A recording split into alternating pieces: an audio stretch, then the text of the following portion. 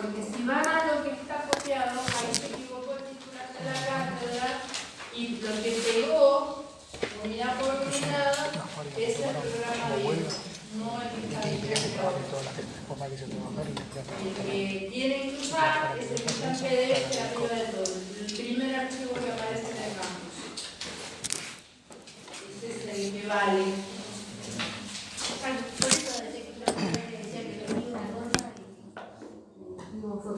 Sí, debe ser por eso. Sí. Porque lo que corresponde a derechos políticos, que es lo que en el programa que estaba en la unidad 8, lo vimos en la unidad 4.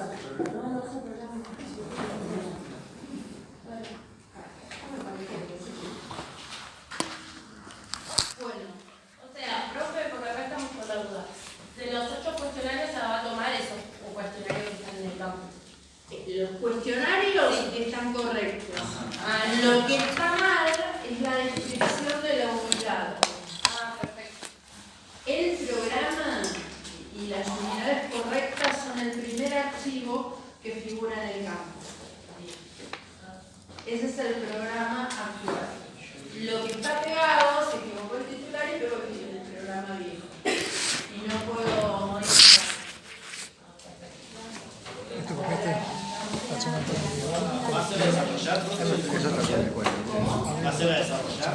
No va a ser. O sea, habrá un par de preguntas conceptuales, algunas múltiples y algunas verdaderas. Bueno, che, ¿Cuántas son? si había una nota, digamos que había una nota del corpus, está todo en una párrafo, artículo 43, se está aplicando una para tal, una para tal y otra para tal. La nota se llama más nuevo, digamos. Sección normal. El derecho de control de constitucionalidad, que se llama arbitrariedad. Arbitrariedad es cuando... Escriba las relaciones concurrentes. Eso no entendí. Cuando hablamos de relaciones entre el gobierno federal y las provincias, ¿sí? Vimos que había 4 tipos de relaciones. De exclusión, unidad 1 o 2. Artículo 121, 129 de la Constitución. Internacional de Derechos Humanos. Vimos que había relaciones de exclusión que corresponden a las facultades reservadas por las provincias, se excluye al gobierno federal, y a las facultades delegadas al gobierno federal se excluye a las provincias. Después tenemos relaciones de participación, que son las que, por ejemplo, las provincias participan en la formación de los actos de gobierno mediante sus representantes en el Senado. Luego tenemos relaciones de subordinación. Y las relaciones concurrentes son temas en los cuales tanto el gobierno federal como las provincias están obligados a ocuparse, entonces coordinan su actividad. Por ejemplo, educación, por ejemplo, lo relativo a desarrollo humano, por ejemplo, lo relativo a la protección de los pueblos indígenas. Esas son facultades concurrentes. Están en cabeza de la provincia, del gobierno federal y deben ocuparse ambos, pero coordinando esfuerzos. No hay una subordinación, sino que cada uno en su ámbito intenta desarrollar cada uno de sus temas.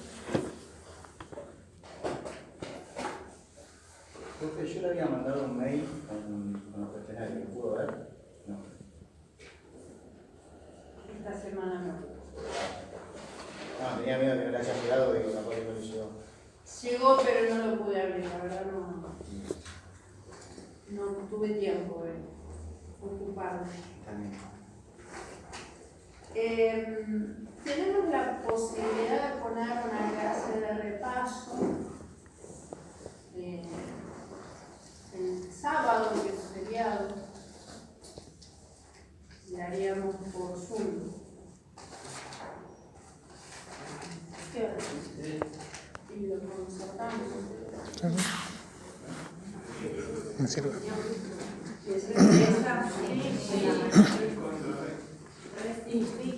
Bueno, siendo feriado, a la mañana podría. Sí. A la hora de la mañana. Tampoco.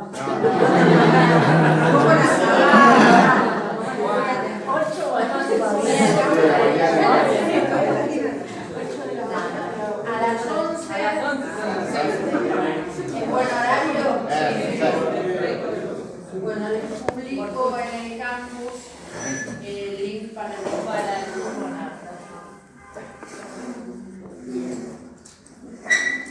Bueno, ¿alguna otra pregunta? Eso sí, para ese día no tendré todas las dudas que haya.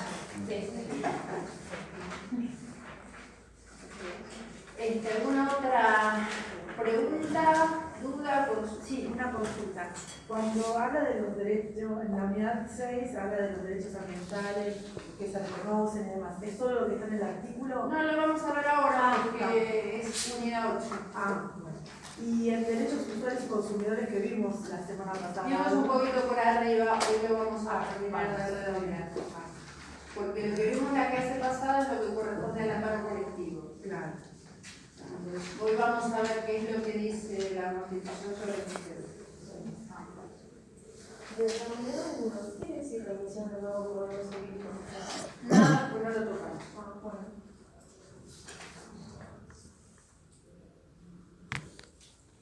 No vimos ese tema y no lo considero importante. Por ejemplo, en todas las cosas que dicen ley, la ley tanto, la ley se cambia. ¿Y eso dónde está, por ejemplo? Porque habla de las leyes, por ejemplo, en el 2015 se cambió una ley, ¿dónde vemos eso? ¿O dónde te enteramos? Depende de qué ley se trate. Y por ejemplo, yo estuve leyendo, bueno, ahora no sé qué más. Por ejemplo, acá las normas que dice que cambió un montón, que la ley tanto, se modificó en tal año. Ahora no lo estoy contando.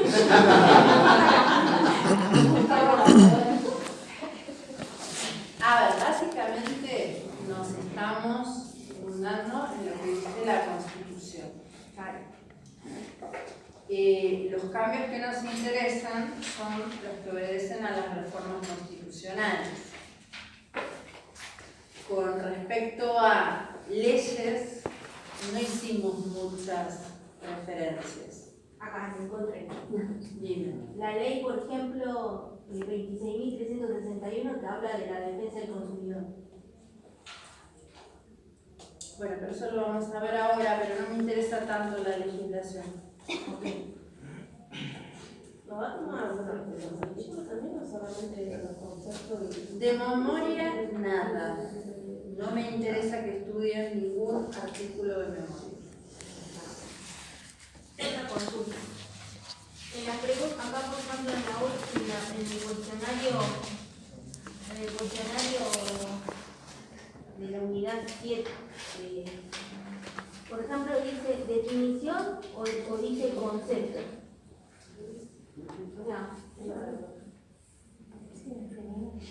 O una definición o un concepto, lo que quieran.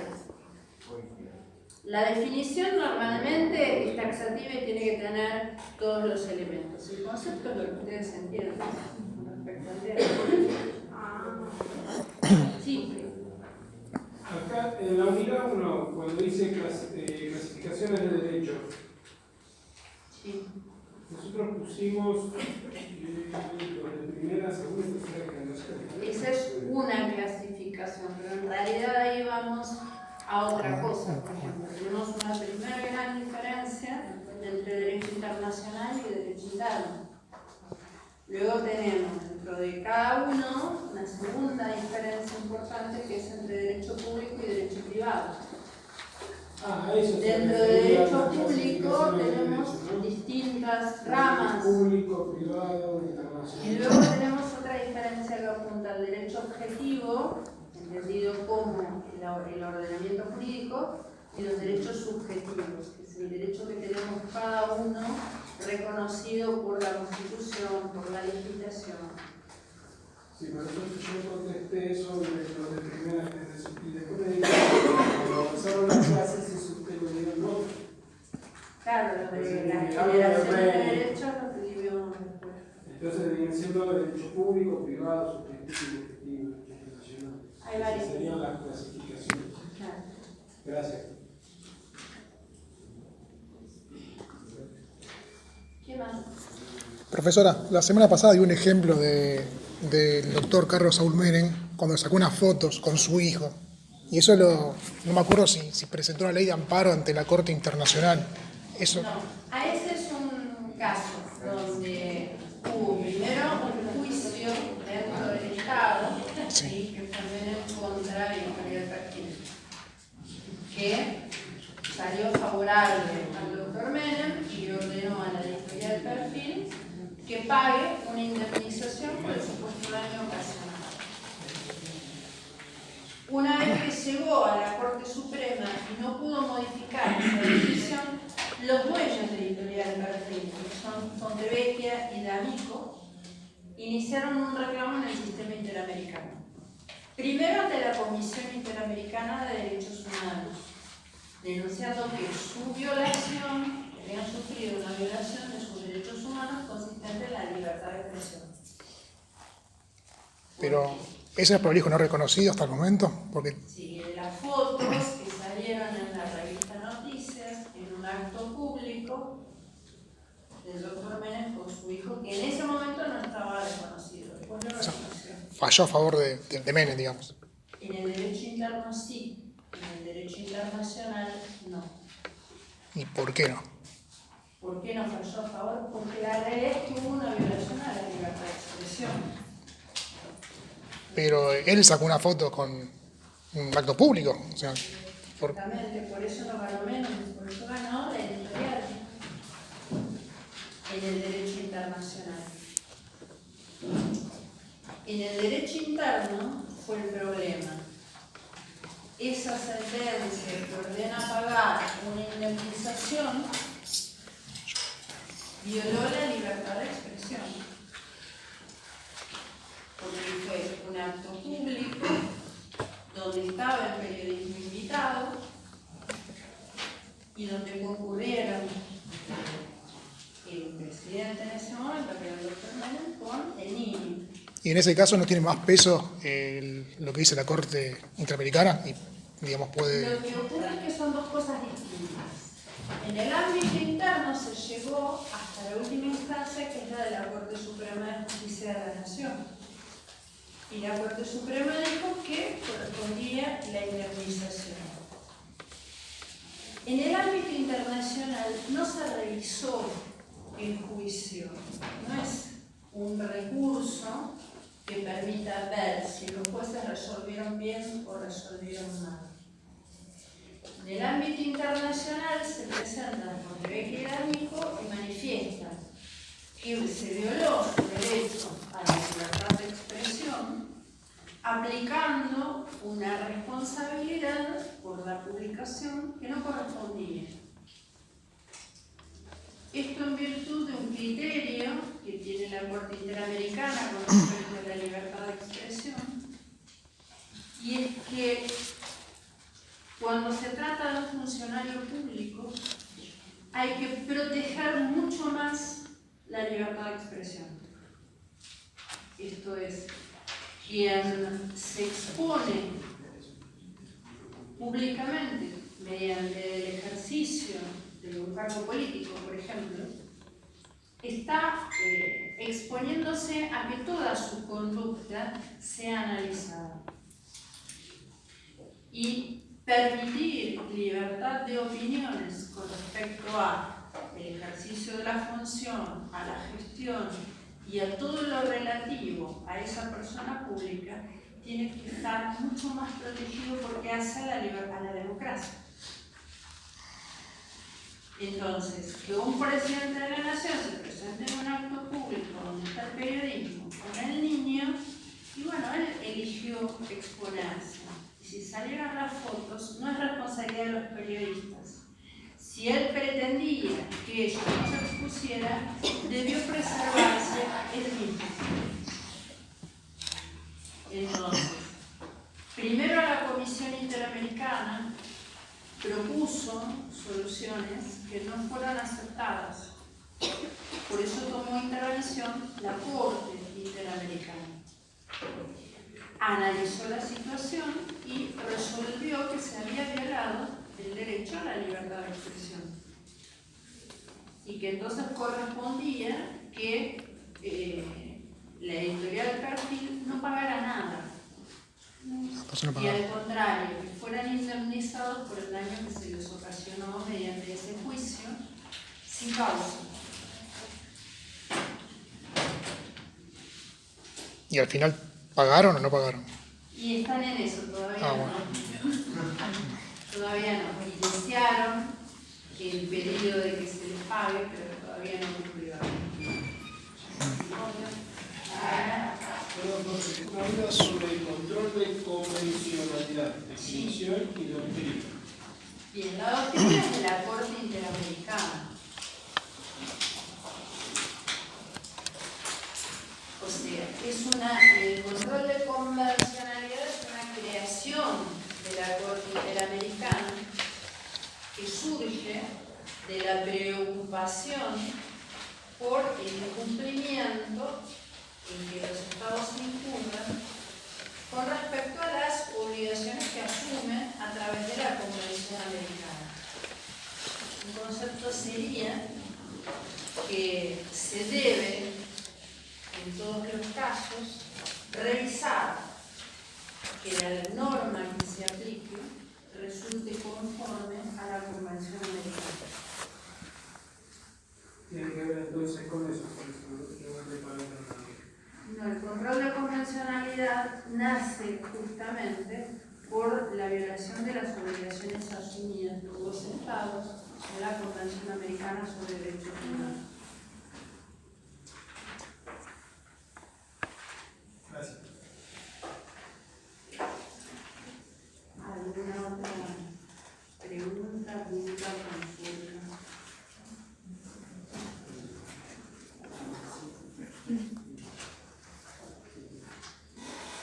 ¿No? Vamos a empezar a ver entonces la unidad 8. La unidad 8 se refiere a los derechos económicos, sociales, culturales y ambientales. Y vamos a tener algunos artículos de la Constitución involucrados en esto.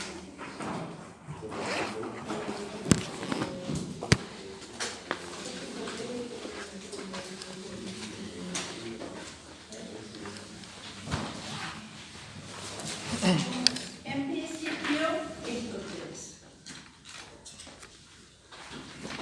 Los derechos económicos, sociales, culturales corresponden a los derechos de segunda generación.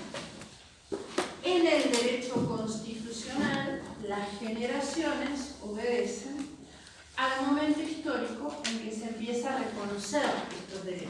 Las primeras constituciones solo incorporan los derechos de primera generación, que son los derechos individuales. Hablamos de los derechos civiles y políticos. Con el tiempo ocurre un hecho que genera un cambio en el trabajo conocido, que es la revolución industrial. Antes de la revolución industrial, el trabajo era o siervos o artesanos. No había otra forma de trabajo. No existía lo que hoy conocemos como el trabajo dependiente. Esto surge con la revolución industrial, ¿sí? Con la tecnología aplicada a la fabricación en masa, empiezan a surgir personas que tenían el dinero necesario para instalar las fábricas y personas que no tenían posibilidad de competir contra las máquinas Entonces, los artesanos necesitan reconvertirse. Y es donde empieza el trabajo en relación de dependencia, el trabajo dependiente. Alguien que dispone del capital necesario para instalar la industria y paga no el valor del trabajo, sino una remuneración. Como con todo, lo primero que ocurrió fue la explotación. Quien tenía los medios para instalar las fábricas contrataba trabajadores y esos trabajadores trabajaban sin límite, eran explotados por un pago mínimo que apenas permitía la subsistencia del trabajador y de su grupo familiar inmediato. Entonces, no solamente deja de haber artesanos y empiezan a quedar muy pocos artesanos, cuando antes era la regla, y comienza los gremios, que antes eran quienes formaban los artesanos, que transmitían la forma y el aprendizaje de cada oficio, se transforman en sindicatos, en asociaciones que persiguen defender los derechos de esta nueva categoría de trabajador dependiente que era víctima de la explotación. Entonces, sí, nacen los sindicatos que comienzan a luchar por el reconocimiento de los derechos de los trabajadores. Y llegamos así al siglo XX, inicios del siglo XX, donde a través de legislación y de la incorporación a las constituciones de algunos derechos, nace lo que conocemos como constitucionalismo social. Incorpora derechos de segunda generación. Algunos, no todos. Un ejemplo de esto lo vamos a encontrar en el artículo 14 bis de la Constitución Nacional. Ahora, este artículo 14 bis se incorpora recién en 1957. ¿Qué pasó en el medio? Bueno, gobiernos democráticos, principalmente entre 1914 y 1930, que fueron incorporando leyes a favor de los trabajadores. Y después golpe de Estado. En 1949 hubo una reforma constitucional cuestionable porque no cumplió el procedimiento previsto en el artículo 30, en particular lo referido a la mayoría necesaria para declarar la necesidad de la reforma. Incorporó algunos derechos, pero se quedó corta. Después del golpe de Estado del año 55, esta reforma fue anulada, se volvió a la Constitución histórica y se convocó a otra convención constituyente, también cuestionable, porque quien la convoca fue un gobierno de facto, no un gobierno legítimo. En esa convención constituyente, las únicas modificaciones son en la incorporación del artículo 14 bis y entre las facultades del Congreso de la Nación, entre la legislación que podía dictar, se incorpora un Código del Trabajo. Esa fue la única modificación de la reforma del 57. Por eso también lo novedoso de contar en un solo caso con un artículo 14 bis. En todo el texto constitucional, el único artículo 14 bis es este. No hay otro. Y fue por eso, porque había una gran resistencia a modificar la Constitución en ese año, 1957. Entonces se logró incorporar con un poquito más de amplitud el reconocimiento de los derechos de los trabajadores. Por ejemplo, se incorporó, cosa que no tenía en la Constitución del 49, el derecho a huelga. Entonces, en la estructura del artículo 14 bis vamos a encontrar 3 tipos de derechos. Los derechos de los trabajadores individualmente, los derechos colectivos del trabajo y los derechos de la seguridad social.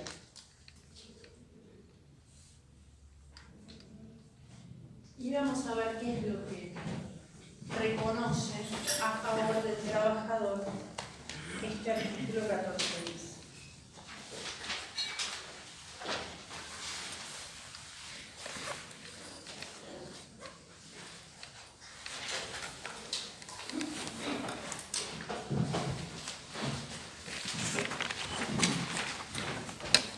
El trabajo, en sus diversas formas, gozará de la protección de las leyes. Y acá tenemos un primer principio, que es uno de los principios rectores del derecho del trabajo, el principio protectorio. Reconoce una desigualdad entre empleadores y trabajadores y se inclina por proteger a la parte más débil. Entonces, el derecho del trabajo no es un derecho entre iguales. Es un derecho que está destinado a proteger a la parte más débil en la relación de trabajo dependiente. Gozará de la protección de las leyes las que asegurarán al trabajador condiciones dignas y equitativas de labor. Bueno, una primera cuestión que en los primeros tiempos realmente no se respetó. Las primeras fábricas tenían una máquina al lado de otra, por ejemplo en la industria textil, de tal manera que había un hacinamiento y una cantidad de horas de trabajo que generaba un cansancio extremo. Entonces, lo primero que intenta el profesional constituyente es que el trabajo sea digno. Actualmente la recomendación de la Organización Internacional del Trabajo apunta al trabajo decente. No solamente digno, sino que también genere un ingreso que permita una subsistencia adecuada, tanto del trabajador como de su grupo familiar. Jornada limitada. ¿Por qué se necesita incorporarlo en la Constitución? Porque en principio las jornadas de trabajo eran de 12 o de 14 horas. Ahora bien, nuestra legislación ya había limitado la jornada. La ley que tenemos hoy vigente sobre jornada de trabajo es de 1929. Entonces ya estaba incorporado en nuestra Constitución, en nuestro derecho del trabajo, que la jornada no podía ser más allá de las 8 horas diarias o de las 48 semanales. Esto es de 1929, pero bueno, para que no hubiese cambios, se incorporó en el texto de la Constitución. Descanso y vacaciones pagados. Con respecto a los descansos, se refiere a todas las opciones de descanso, al diario, al semanal y al anual. Retribución justa. Ahí todavía estamos esperando. Nos falta.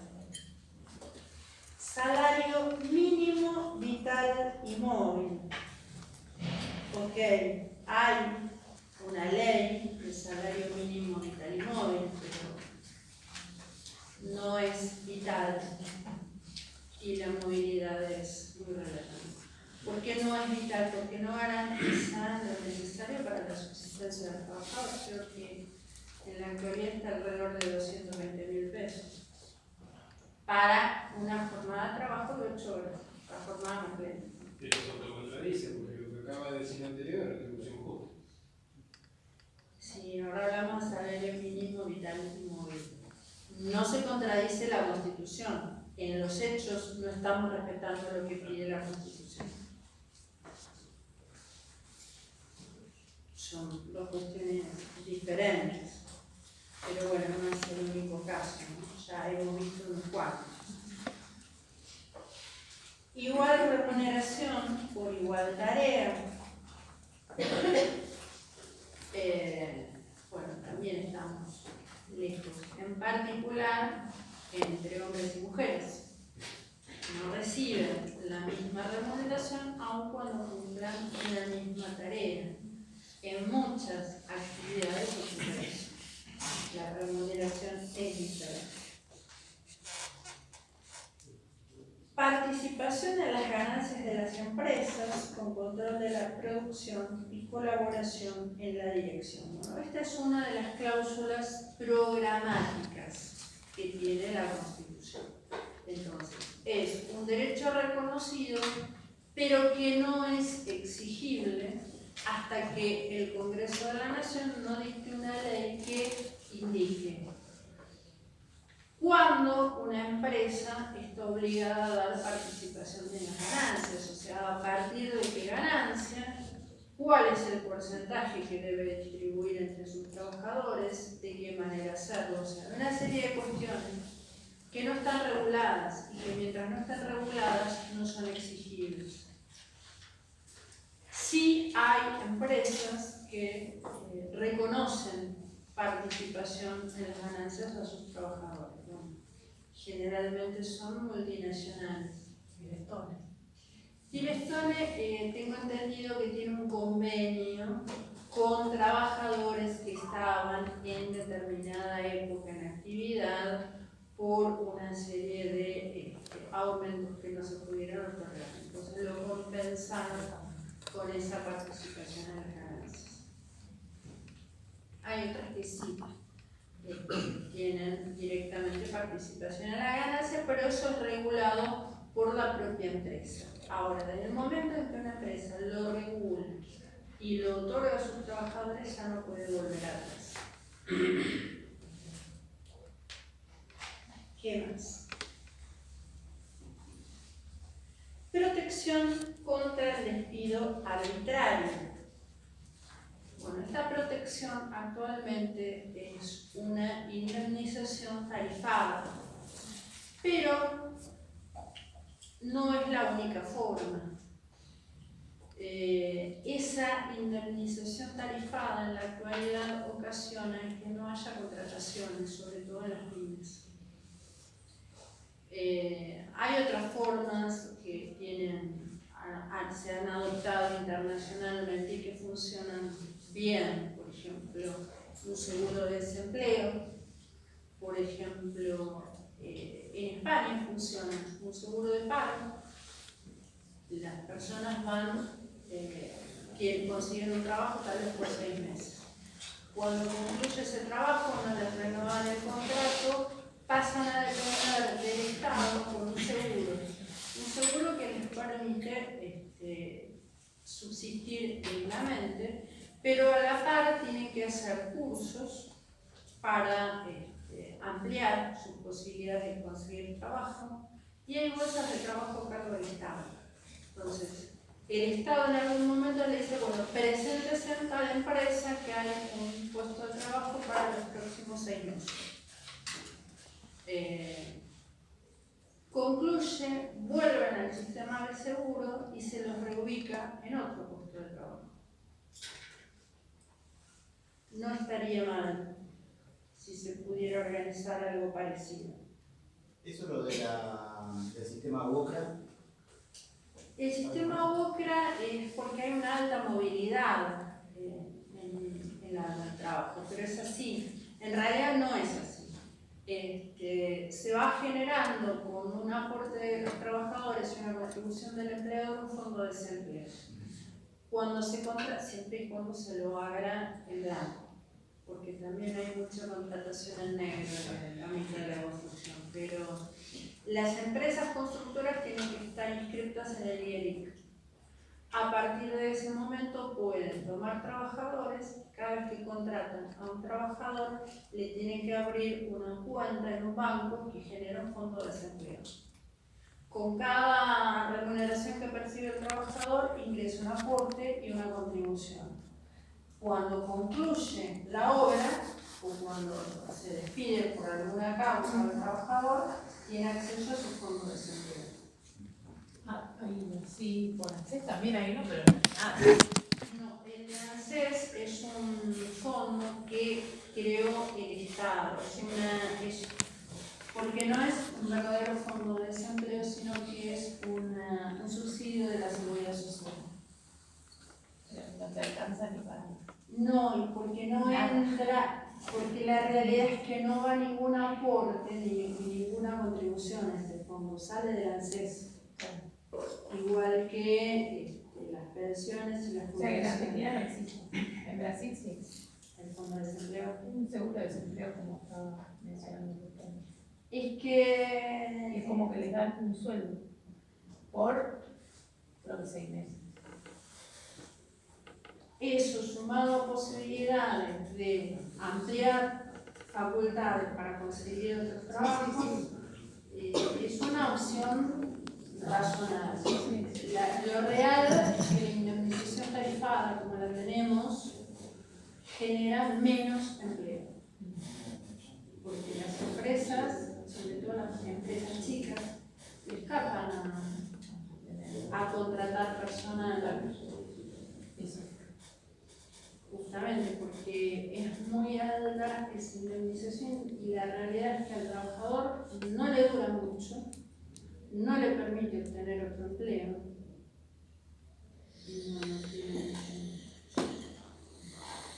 Necesita el juicio para poder cobrar. No funciona adecuadamente. Estabilidad del empleado público. Bueno, esto es otra cuestión.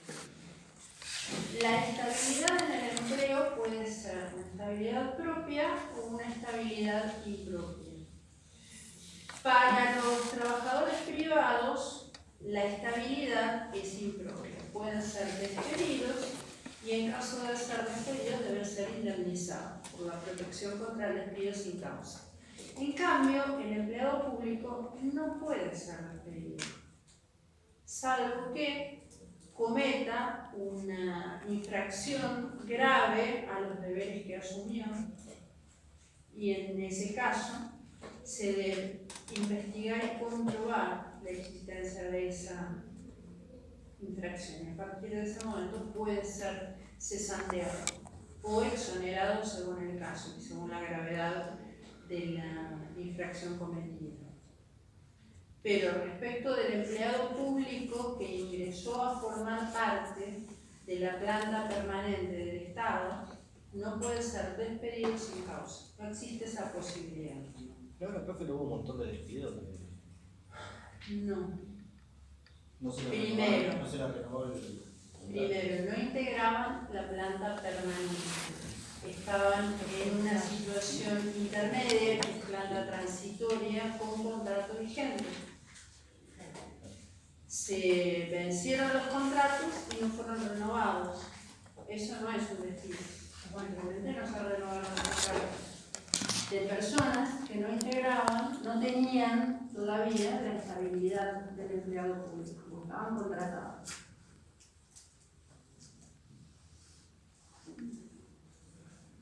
¿Qué más?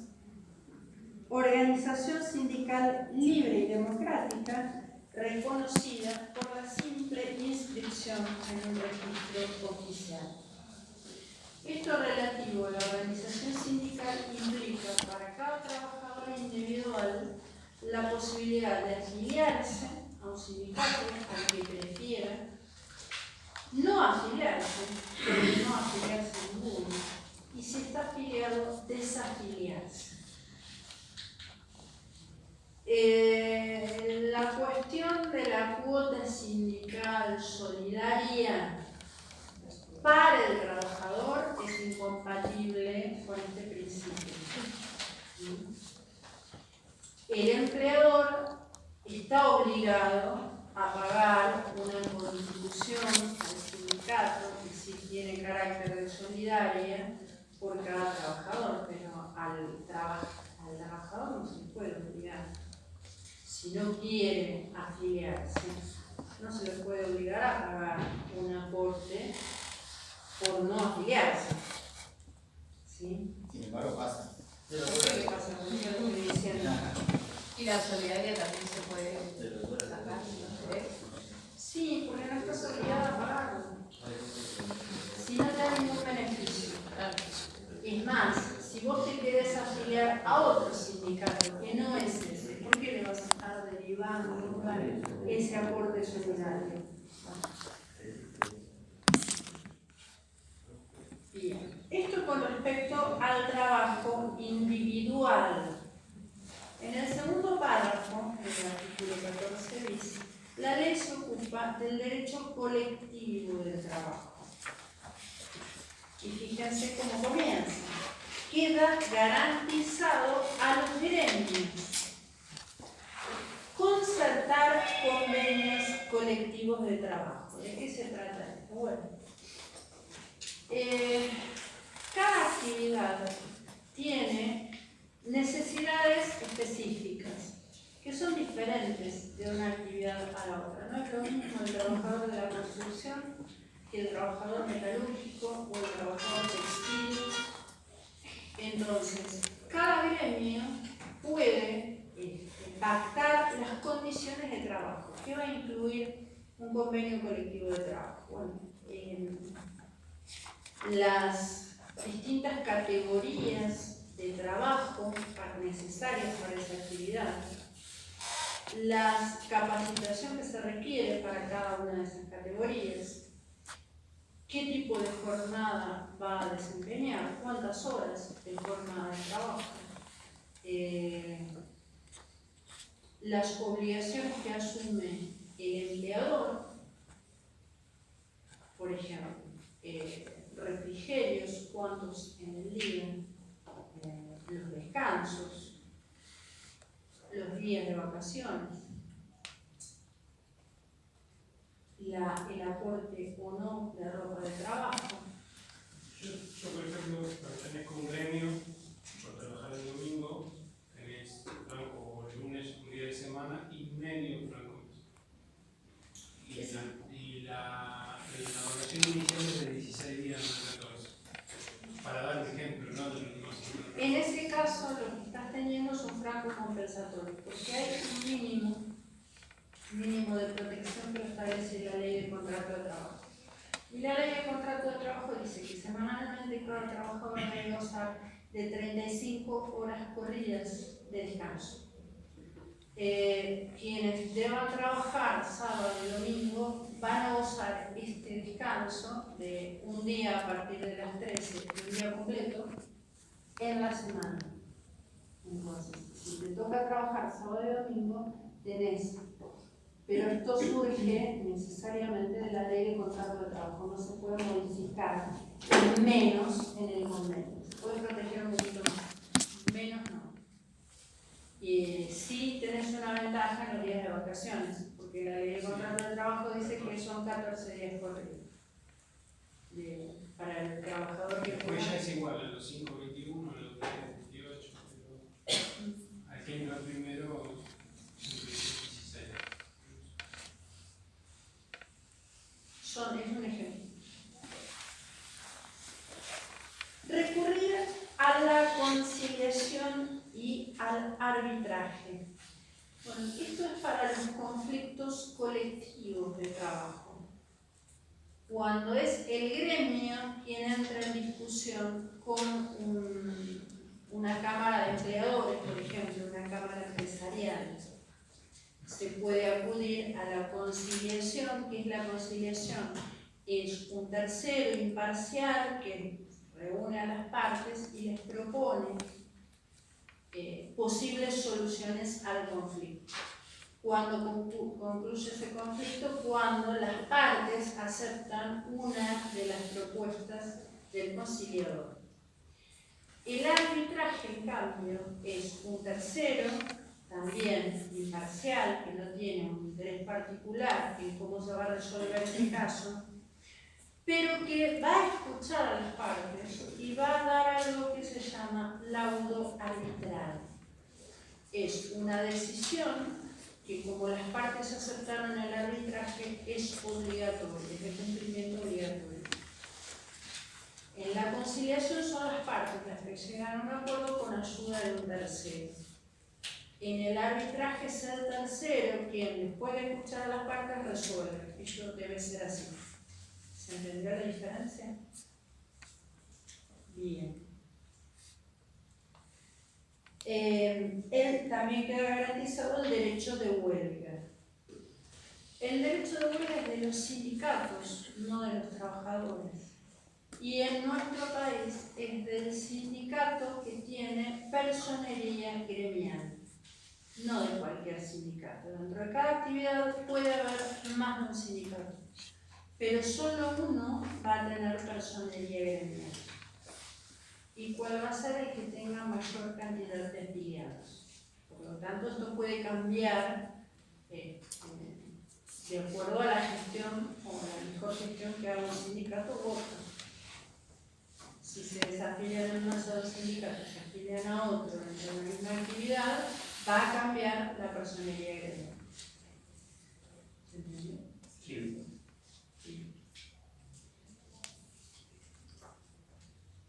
Los representantes gremiales gozarán de las garantías necesarias para el cumplimiento de su gestión sindical y las relacionadas con la estabilidad de su empleo. Bueno, si el representante sindical va a ejercer adecuadamente la representación, se expone a represalias de los empleadores. Si exige mejoras para los trabajadores constantemente, si lleva a cabo una gestión eficaz, tiene que estar protegido contra el despido sin causa. Entonces, hay una tutela sindical a favor de los trabajadores que cumplen tareas de representación gremial, que se va a extender mientras ejerzan su mandato como representante sindical y hasta un año después de haber finalizado ese mandato. Durante ese periodo no pueden ser despedidos sin causa y en caso de que se los despidiera, tienen derecho a acudir a la justicia y pedir su reinstalación en su puesto de trabajo, con indemnización y demás. Esto en cuanto a el derecho colectivo de trabajo. ¿Qué nos quedan? Los beneficios de la seguridad social. La seguridad social se ocupa también de los trabajadores, pero que se encuentran imposibilitados de trabajar. Esto puede ser transitorio o definitivo. Transitorio sería el caso de un trabajador enfermo, de la mujer embarazada en el periodo previo al parto, previo y posterior al parto, alguna enfermedad que no esté relacionada con el trabajo, el desempleo, son contingencias transitorias. Van a necesitar ayuda durante un periodo de tiempo. Definitivo es el caso del trabajador que ya no puede trabajar por edad avanzada, sería el caso de quienes se jubilan, por una situación de invalidez que les impide desempeñar cualquier tarea y en ese caso tienen derecho a una pensión de la Seguridad Social. ¿Qué es lo que dice la Constitución? El Estado otorgará los beneficios de la seguridad social, que tendrá carácter de integral e irrenunciable. En especial establecerá el seguro social obligatorio, que estará a cargo de entidades nacionales o provinciales con autonomía financiera y económica, administradas por los interesados con participación del Estado, sin que pueda existir superposición de aportes, jubilaciones y pensiones móviles, protección integral de la familia, la defensa del bien de familia, la compensación económica familiar y el acceso a una vivienda digna.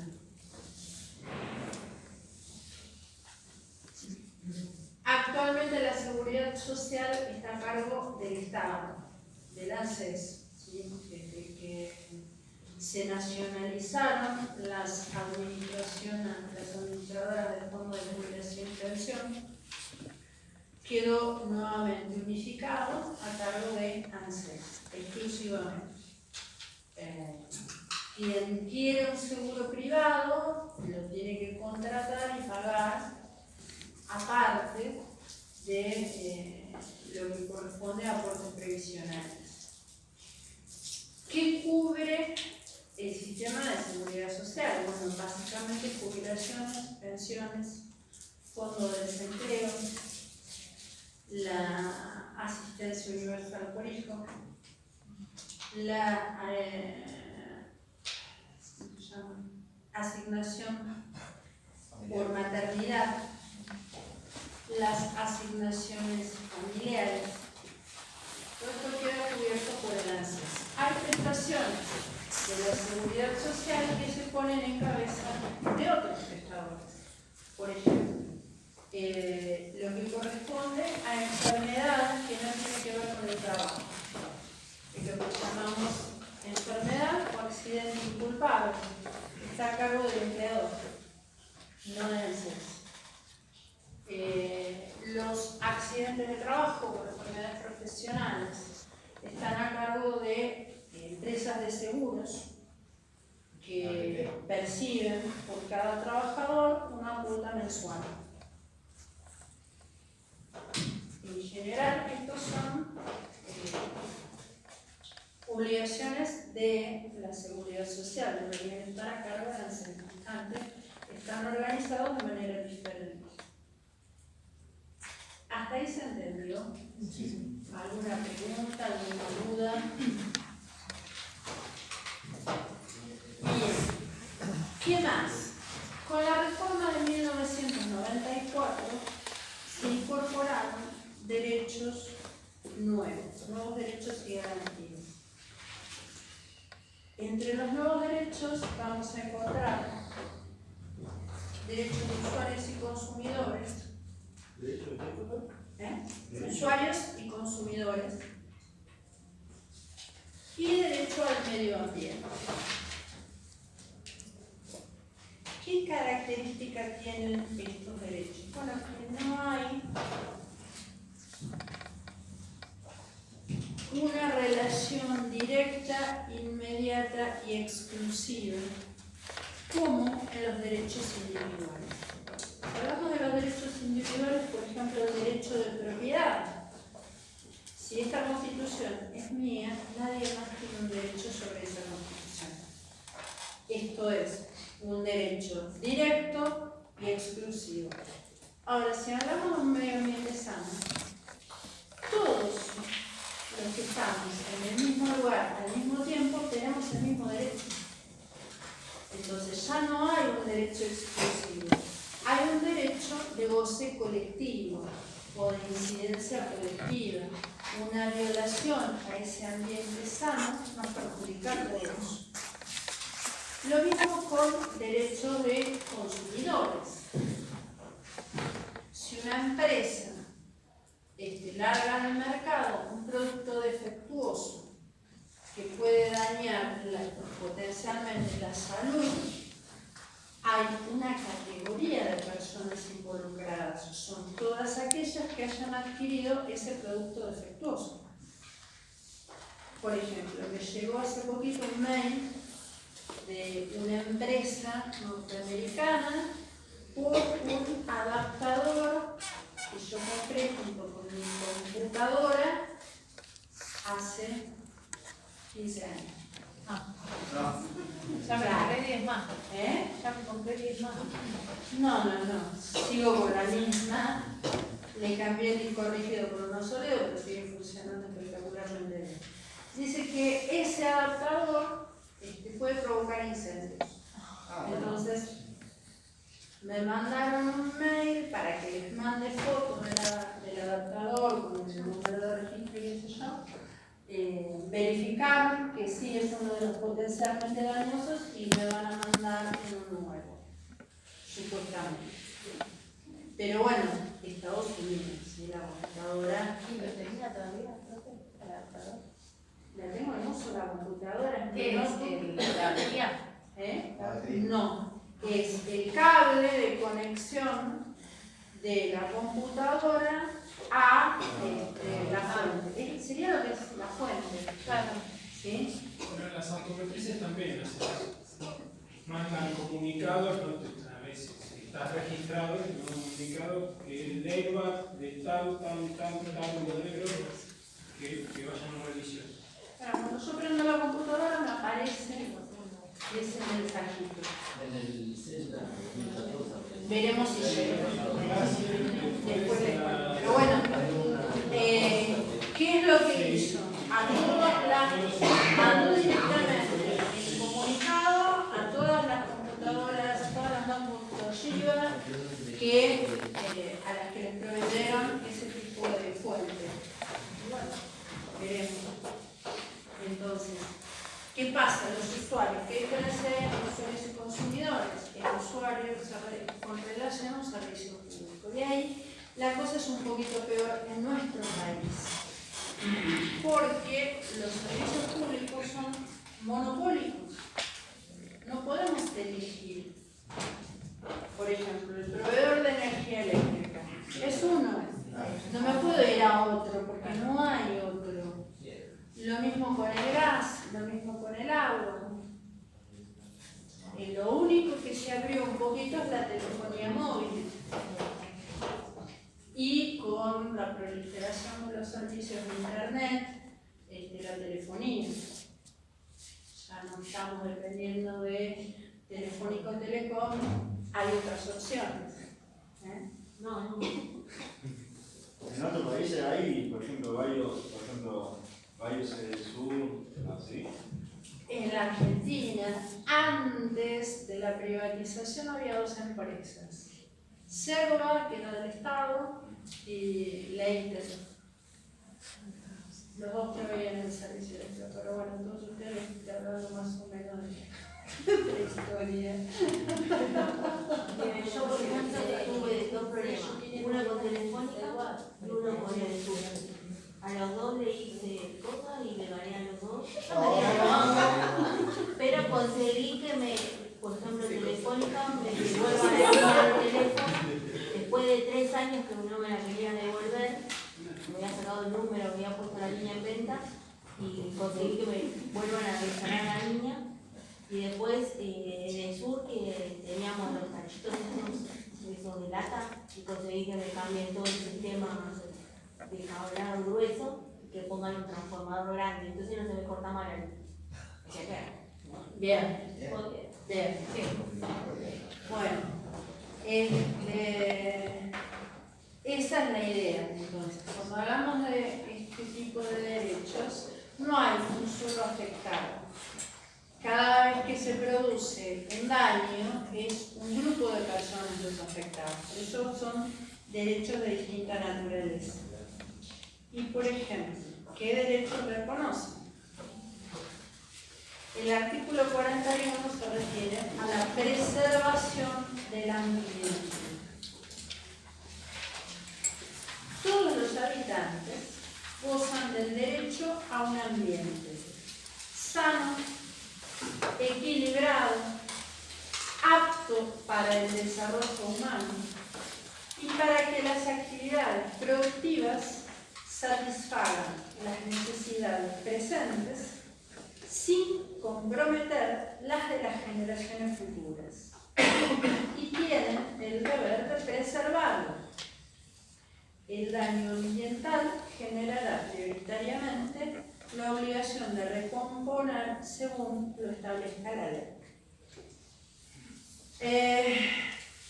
Bien, ¿por dónde empezar? Ambiente sano, equilibrado, apto para el desarrollo humano. ¿Que alguien que viva cerca del riachuelo? No.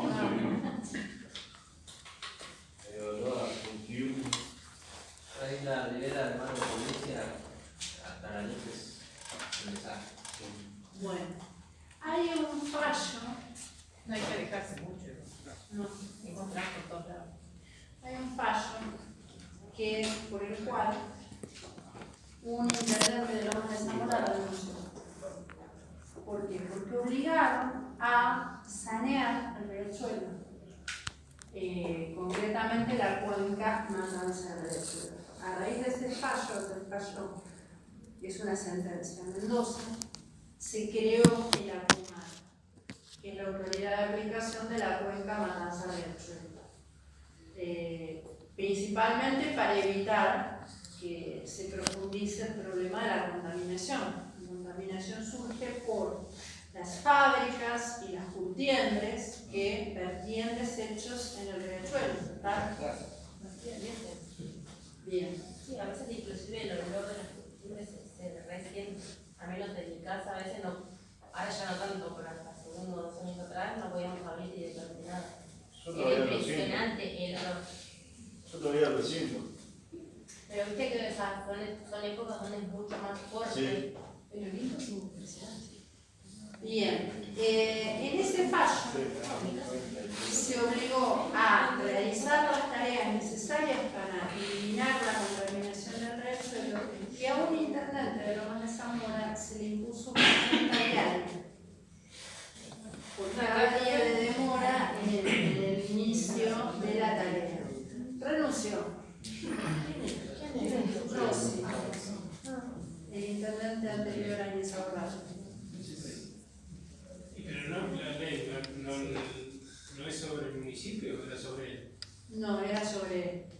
A él personalmente se le impuso. ¿Y por qué? Porque no era una ley, era una sentencia. ¿Y al que siguió? No se lo Ah, explico. mira, el que sigue. Y si no hubiera podido irse en el bandido, chica. Sí, claro.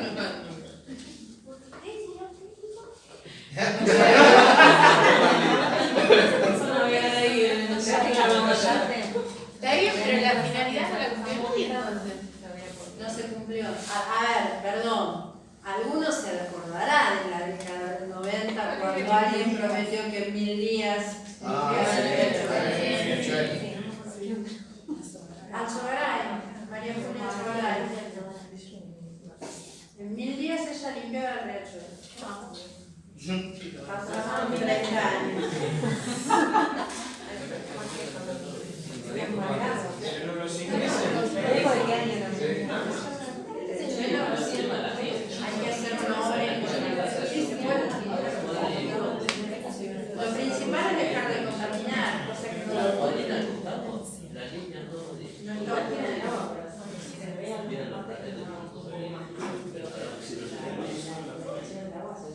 El primer paso es eliminar las fuentes de contaminación. Entonces, impedir que haya desechos. Ese es el primer paso, para eso está ocupado, que controla supuestamente. Controla a las empresas que pretenden, a las industrias que pretenden instalarse, que tengan un tratamiento adecuado de los residuos. Pero puede fallar, está hecho por el control, lo hacen personas. La conciencia sobre qué le estamos dejando a las generaciones futuras todavía no está desarrollada.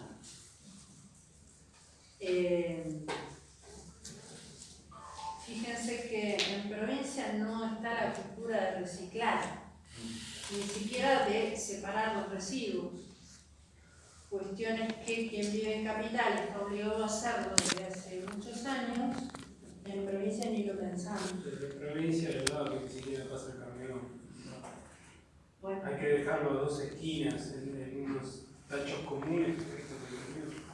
Estamos- no quiere caminar hasta el tacho de basura. Te tiran la basura, no Claro, estamos lejos de lo chiquito que es capital y la manera de organizarse. Hay lugares que limpian. Yo conozco lugares que limpian un poco arriba para que pase el camión de la basura.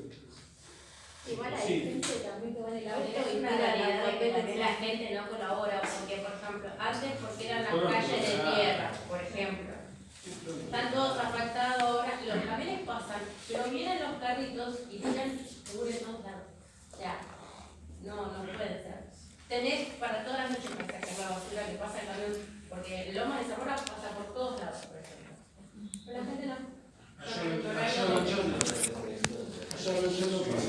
Claro, ahí no pasa con las Pasa el camión, tenemos descampados, vecinos que le pagan al carrito para que vaya Sí, el sí, doble sí, por una sí,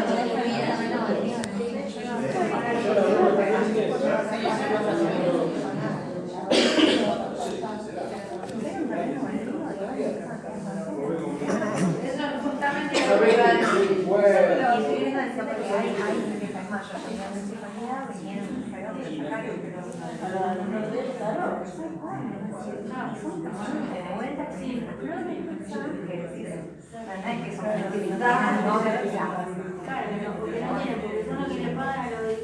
Yo corto un árbol, saco las hojas, junto, no tengo árboles en la puerta de mi casa, pero se me juntan las hojas de todos los vecinos y junto todas las hojas. A mí me pasó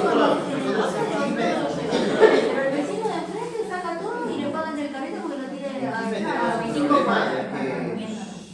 El recolector de basura pasa día por medio, ¿no? A las 6 de la mañana pasan y juntan todas las bolsas en una esquina, tiran todas las bolsas en una esquina. Nosotros ponemos canastos altos, nos colgamos las basuras, cosas altas para que los perros no lo rompan. Pero pasan a las 6 de la mañana y juntan toda una esquina y van por cuadra, juntando todas las bolsas en una esquina. Después pasa con el camión como a las 2 horas, ¿no? Pero los perros ya lo rompieron todo. Y todo, cada día por medio hay basura tirada. Yo vivo en una esquina donde todo día por medio tengo que salir a... No sé. En realidad lo hacen porque las empresas de recolección tendrían que tener, por ejemplo, en distintos horarios, por la mañana, intermedio y la noche. Tendría que tener un camión para cada turno. Entonces, ellos lo ven más rápido hacer el achique, que se le llama, para poder, por ejemplo, mayormente acá lo suelen hacer los lunes, que es doble viaje, para hacer tiempo para ir a volcar y volver a hacer el segundo viaje. En realidad es porque la empresa no tiene la cantidad suficiente de camiones, entonces necesitan terminar rápido para que lo agarre otro chofer y continúe otro recorrido. Pero es horrible porque sí, yo sé porque mi hermano maneja los camiones de la recolección y demás y sé que se hacen los chiques. Bueno, pero empezando por eso, siguiendo por... a ver, seguimos esperando la bolsita de plástico. Cuando vamos a comprar, nos siguen dando bolsita de plástico. ¿Cuántos llevan su propia bolsa cuando van a comprar? Tengo un montón de bolsas.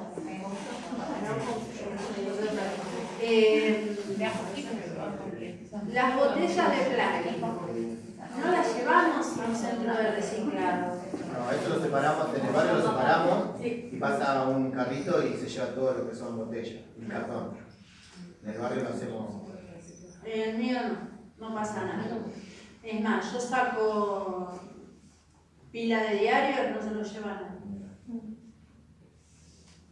Lo vuelvo a entrar y después lo llevo. Bueno, me pasa en mi trabajo, nosotros en verano tenemos mucha actividad en lo que es el predio. Sacamos mínimo, un día, un sábado, sacamos 10, 15 bolsas, pero de las grandes, con botella, cartón, todo. Y buscamos, llamamos al municipio para decir que hacíamos con eso. Porque además a nosotros no nos conviene gastar en la bolsa, eso es de los tachos grandes. Y dijeron, hicimos un carrero. Llamamos a uno y le dijimos, venía a buscar las botellas, tenés 10 kilos, Bueno, tampoco las quiero llevar esa las es una botellas. industria desaprovechada de industria del reciclado. En otros países se recicla todo y es una fuente de empleo Yo había visto en un país grandísima. que, no me acuerdo cuál, hay una máquina que ponía lo que era reciclar y le devolvían el componente. Sí, en Europa. O sea, esto es tan simple como es. Hay varias provincias que hicieron la industria del reciclado. Entonces reciben todo lo que es reciclable, lo separan y lo destinan a quien tiene que utilizar la materia prima para volver a fabricar. Por ejemplo, lo que es plástico, para generar cosas de plástico. Por Colombre hay una plaza donde están esos que juntan todo para reciclar. Pero ¿quién lo lleva? ¿Quién lo lleva? Bueno, No, ahí lo está el lleva tema. nadie, ya lo lleva también hay una estación, pero ¿quién va? Entonces, es una cuestión que empieza por otro lado. Cultural, ¿Eh? ¿no? Cultural. Sí, tal cual. Que justamente está en el segundo párrafo. Las autoridades proveerán a la protección de este derecho, a la utilización racional de los recursos naturales, a la preservación del patrimonio natural y cultural y de la diversidad biológica, y a la información y educación ambientales. Todo esto se completa, pero lo vamos a ver en la unidad 12, por el Acuerdo de Escazú. El Acuerdo de Escazú es un tratado internacional celebrado entre América Latina y América Central, América Latina y el Caribe, con respecto a la educación ambiental. Pero bueno, todo parte de la educación. Entonces, sin una educación destinada a la preservación del medio ambiente, no llegamos a pensar en qué tipo de ambiente le estamos dejando a las generaciones futuras. La utilización racional de los recursos naturales implica la utilización de energías limpias. Tenemos fuentes de energía limpia como para abastecer a todo el país. Tenemos vientos, ríos y energía solar. Y sin embargo se estaba programando una nueva central atómica. Nos falla algo, ¿sí? Sobre todo en lo relativo a planificación. Corresponde a la Nación dictar las normas que contengan los presupuestos mínimos de protección y a las provincias las necesarias para complementarlas, sin que las leyes nacionales alteren las jurisdicciones locales. Bueno, acá tenemos un ejemplo de facultad concurrente entre el Estado Nacional y las provincias, todo lo relativo a la preservación del medio ambiente.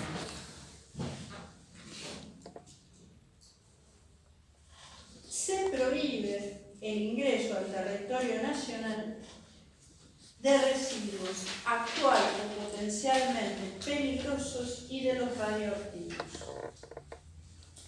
Algo que se pasó del daño ambiental generará prioritariamente la obligación de recomponer. ¿Qué es recomponer? Restituir al estado anterior. Y esto es principalmente dirigido a las empresas. La empresa que genere daño ambiental va a estar obligada a restituir el ambiente al estado anterior. Entonces, el análisis de los residuos industriales, el análisis de los residuos que pueda provocar cualquier emprendimiento, cualquier explotación industrial, es importante para evitar el daño ambiental. Pero una vez provocado, se tiene que iniciar la acción. No hay un delito que contemple, incluido en el Código Penal, salvo el de estrago, pero no está específicamente el daño ambiental. Es una cuestión más a considerar. ¿Y qué más tenemos? Derechos del usuario y del consumidor en el artículo 42.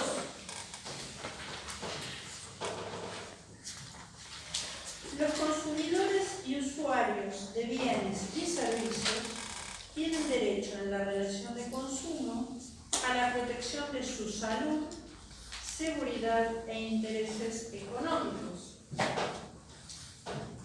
a una información adecuada y veraz, a la libertad de elección y a condiciones de trato equitativo y digno.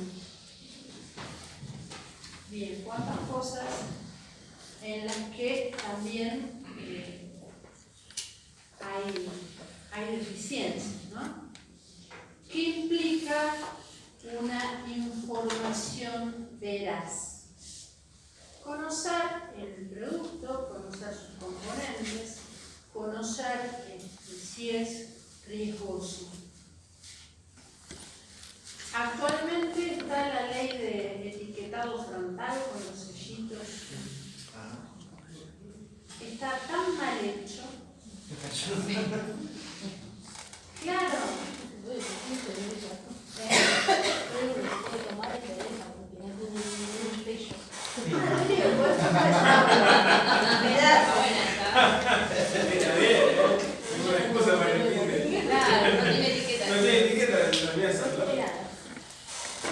Claro, el doctor mata todo. No hubo atrás de ese etiquetado ningún especialista. Entonces, uno se encuentra con productos que supuestamente son light, pero que dicen exceso en azúcar.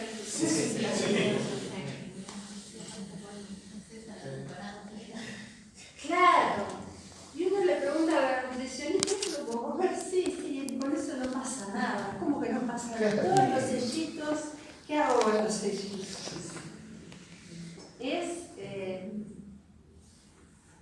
Sigue estando chiquitito e indescifrable la composición de cada artículo.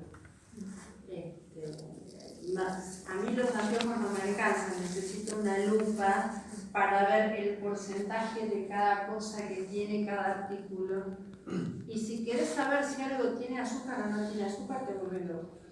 Directamente. Más allá de que uno lo pueda ver, hay muchos codificados que uno no sabe qué quiere decir. Tal cual. Entonces, tenemos una ley que realmente no cumple con la finalidad para la cual estaba destinada. Entonces, no se sabe si corresponde o no corresponde, si conviene o no conviene. Con las gaseosas hace eso. Las que son comunes, exceso en azúcares, exceso no sé qué. Las que son light, exceso en edulcorantes no recomendable para niños. ¿Qué le doy? ¿Qué le doy a una criatura? Agua. Agua.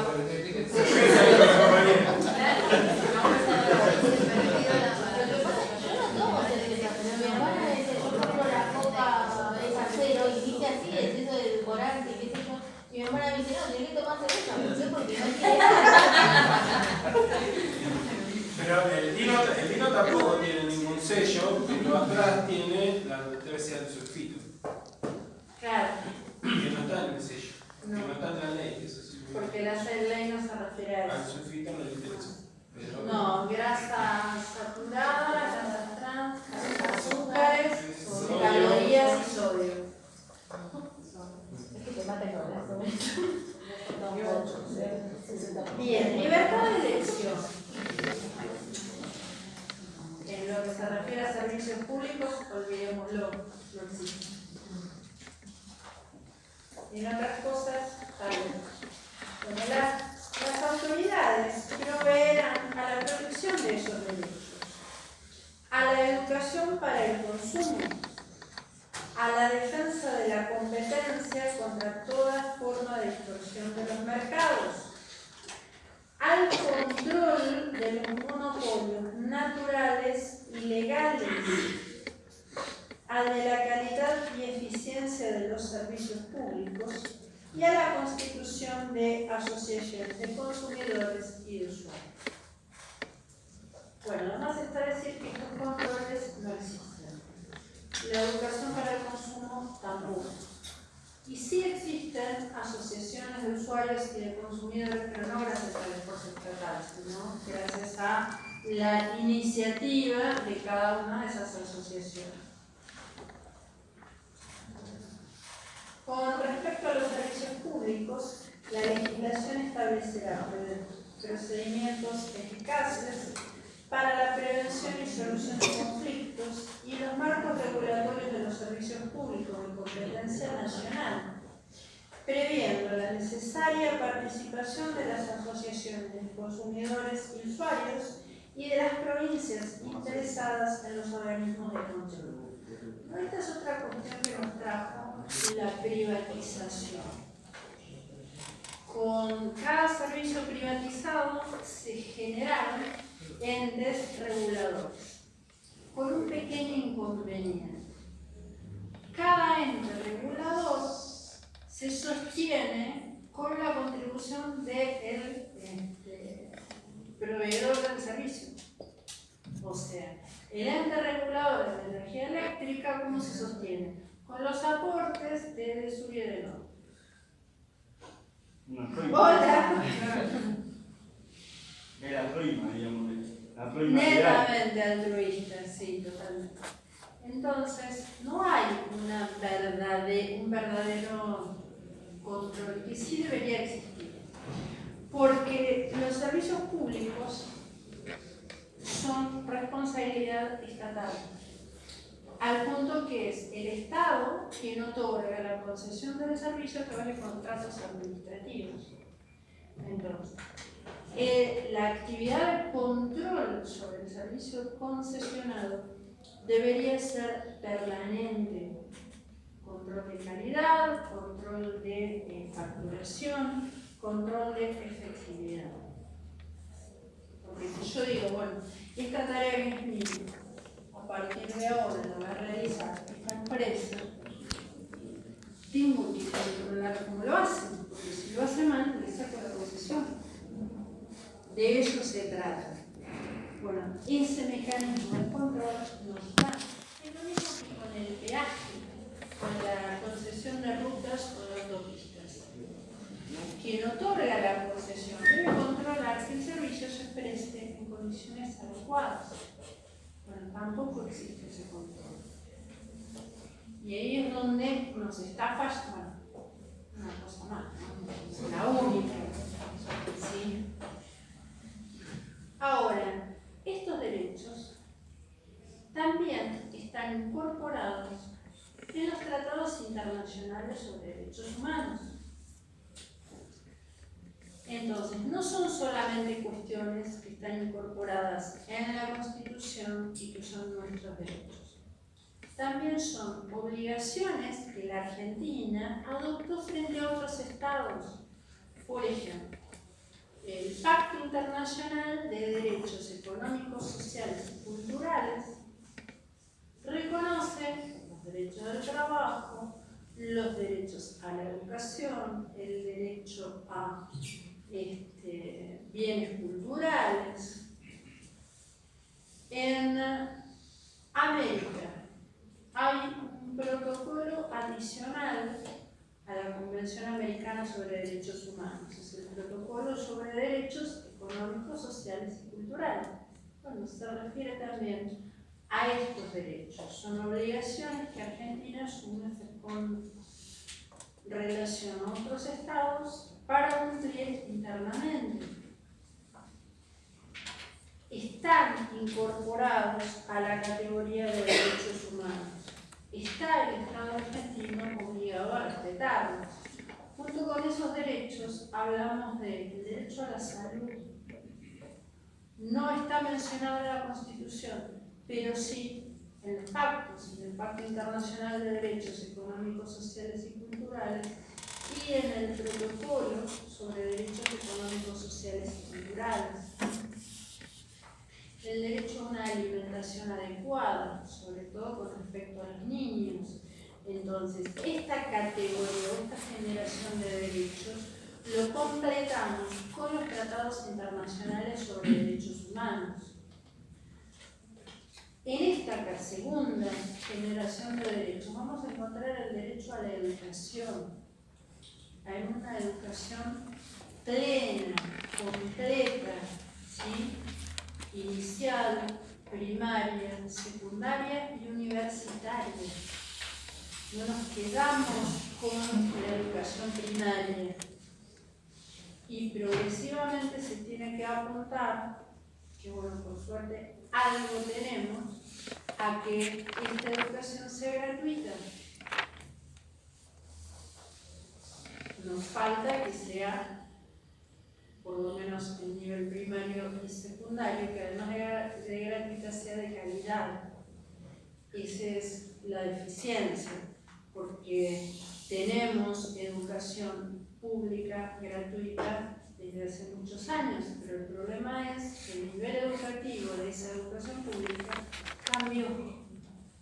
Ya no es lo mismo. Ya tuvimos una educación pública de muy buena calidad, de mejor calidad pública que las instituciones privadas, al menos mi escuela fue así, y el deterioro del 90 para acá es marcadísimo. Quienes terminamos la escuela antes del 90 tuvimos un nivel educativo que no existe. Entonces nos quedan muchas cuentas pendientes por exigirle al Estado. Bien, ¿qué nos está quedando?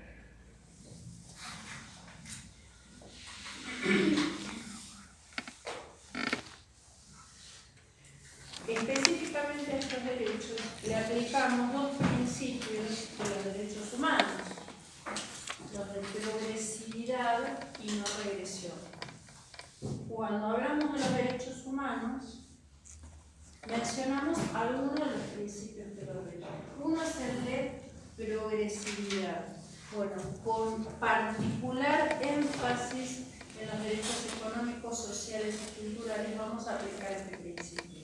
La realidad es que ningún Estado puede garantizar a la totalidad de su población el pleno goce de estos derechos. Salud, educación, vivienda, alimentación, agua,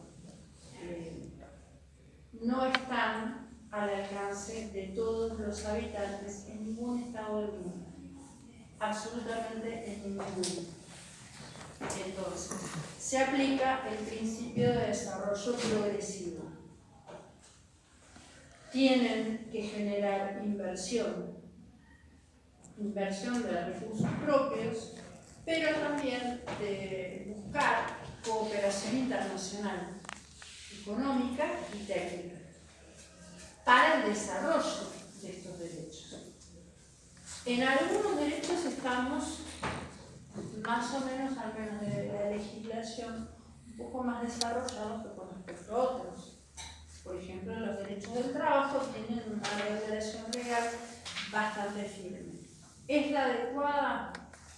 No sabemos, porque nos está faltando la posibilidad de generar fuente de trabajo. Eso es lo que no hay. En muchos casos porque no hay incentivos del Estado, en otros porque la legislación vigente asusta. La realidad. Las cargas que genera la contratación de una persona para una multinacional no son nada. Para una pequeña empresa son altísimas. Puede contratar un trabajador, dos no. Entonces, algunas cuestiones deberían ser revisadas. En otras cuestiones estamos atrasadísimos. Por ejemplo, en lo relativo a los bienes culturales.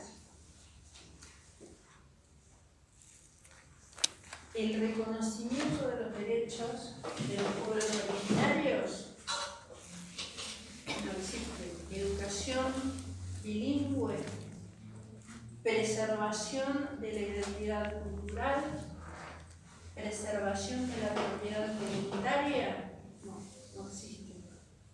Entonces, en algunos puntos estamos atrasados. ¿Qué pasa?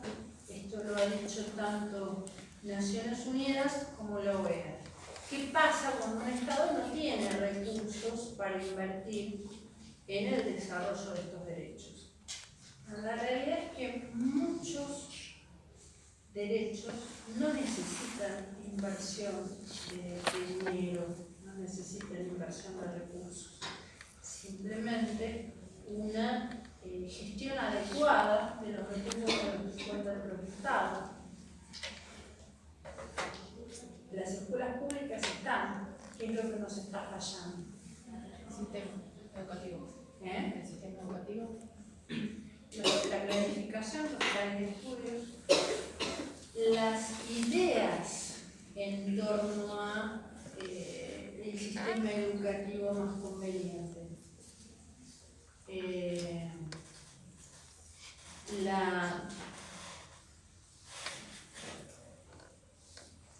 Me genera cierta temor escuchar, no, esto no lo podemos hacer porque es represivo. Exigir ortografía. Explicar las reglas ortográficas y no. Hay quienes dicen que los chicos tienen que ser libres y descubrir por su cuenta. Y yo me voy comprobando lo que cada uno descubre por su cuenta cuando tengo que corregir parcial. La imaginación aplicada a la ortografía es maravillosa. Diferencia entre B corta, B larga, C, S o Z. Hay una profesora que me dijo, le dijo, bueno, si yo te entiendo está bien. No. Y yo le dije, pero dijo, yo no te entiendo. Si yo no te entiendo, no está bien. Le dije. Pero la profe me dice que me entiende. Bueno, pues yo te estoy diciendo que la carpeta debe estar prolija, ordenada. Y le dijo así. Yo digo, la profesora le está diciendo así. Escuché a muchos educadores decir que los chicos tienen que saber que si les gusta escribir en libreta, que escriban en libreta. Y escuché a muchos más educadores diciendo el manejo de la letra cursiva a una edad temprana genera el desarrollo de la motricidad fina. Y con la letra de imprenta, no.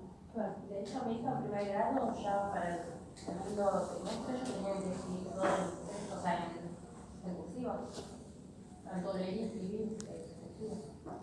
Yo en toda mi escuela primaria nunca pude escribir en letra. No podemos estar diciendo, yo digo, no podemos estar diciendo a los profesores, ajustarme un poquito la exigencia a mi hijo. Eso es horrible.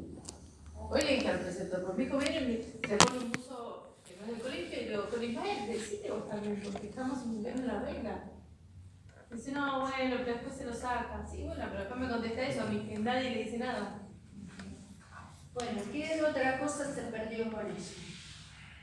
La disciplina y la responsabilidad por lo que uno hace. Si yo no pongo un curso que no le colegio y me retan, entiendo, bueno, las reglas están para cumplirlas.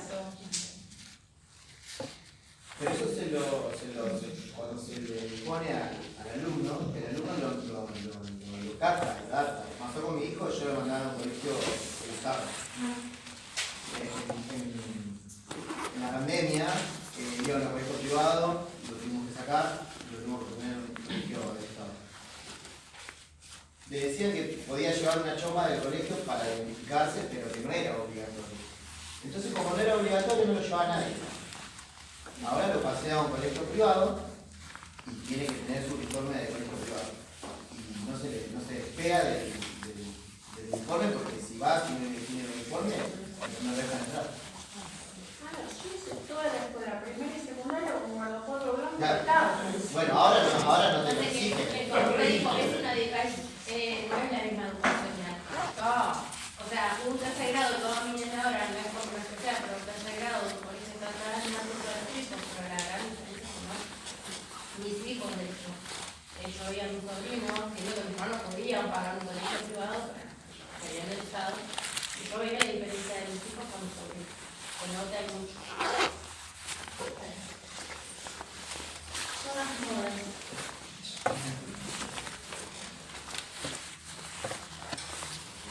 Bien.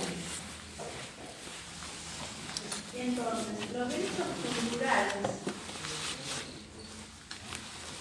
es el derecho a acceder a los bienes culturales, no solo el reconocimiento por las culturas originales, sino que cada uno tenga acceso a esos bienes culturales. ¿Qué entienden ustedes por cultura? A ver. ¿Qué son los bienes culturales?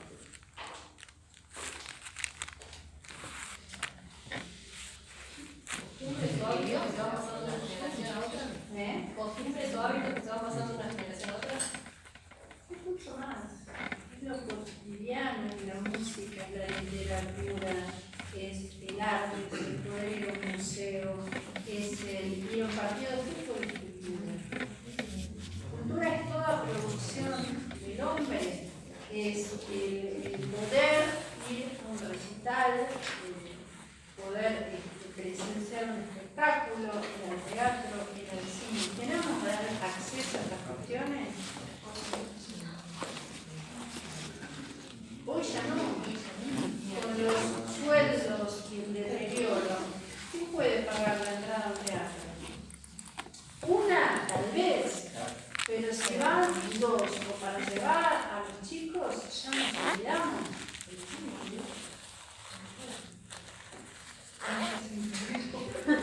No sé cuánto está la entrada. Acá me dice del cine. Yo ya no sé cuánto está la entrada. Esta semana estaba 50% de descuento y decía 3.900. 3.900 de los dos. Con el 50% de descuento, ¿8 cuánto? 3.900. Con razón. O sea que 7.800 precio normal al cine. A la familia no. Decir que sí. No, ya no.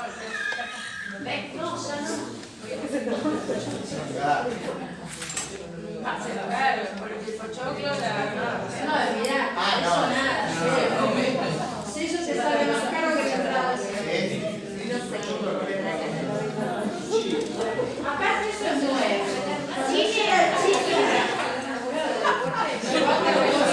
Chocolate con maní a compartir entre todas las familias.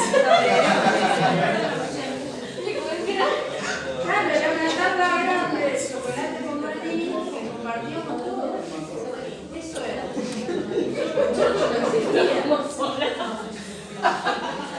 Ahora no se comparte nada. No se comparte nada.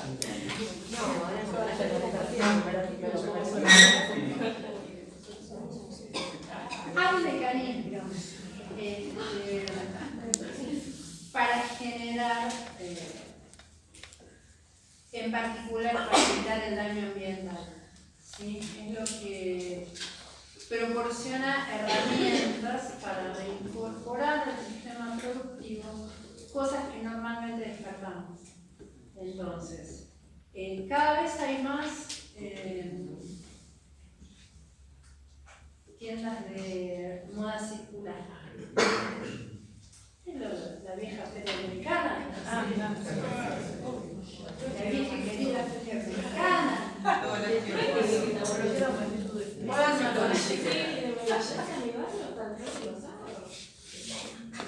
Sí, cómo no.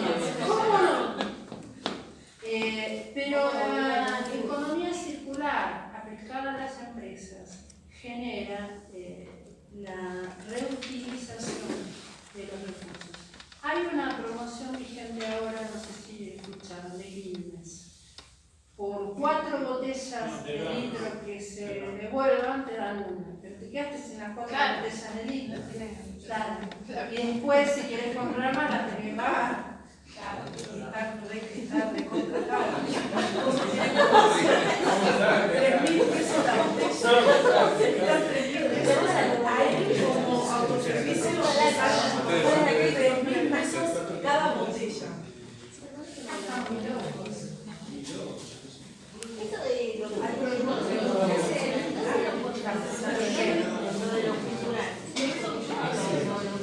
los bienes culturales, sí, en el pacto de derechos económicos, sociales y culturales y en el protocolo adicional.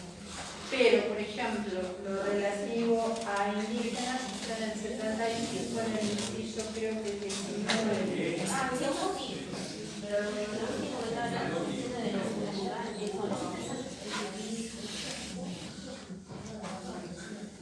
Fíjate lo que dice el 19. Evitar de eso